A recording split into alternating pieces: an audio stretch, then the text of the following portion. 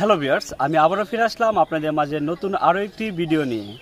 আপনি যদি আমার চ্যানেলটি এখনও সাবস্ক্রাইব করে না থাকেন তাহলে এখনই আমার চ্যানেলটি সাবস্ক্রাইব করে বেল আইকনে প্রেস করে রাখুন। আর এই ভিডিওটি যদি উপকারে আসে তাহলে অবশ্যই একটি লাইক এবং একটি ভালো কমেন্ট অবশ্যই করবেন। সেভিংস অ্যাকাউন্ট কিভাবে বাতিল করবেন?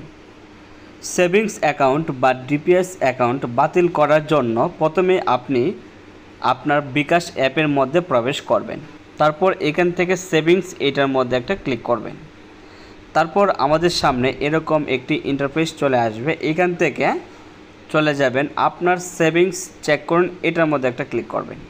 তারপর আপনি এইখানে ক্লিক করবেন।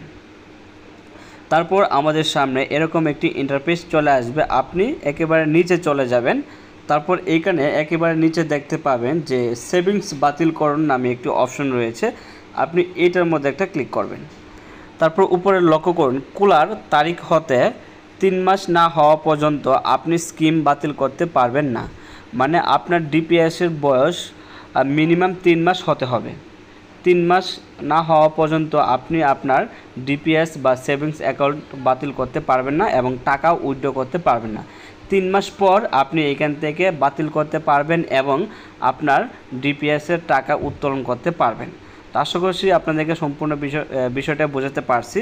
তারপর আমি আপনাদেরকে বলে দিই, এখানে যেহেতু আমার 3 মাস হয়নি, আমি আপনাদেরকে বলে দিই সেভিংস বাতিল এটার মধ্যে একটা ক্লিক করবেন।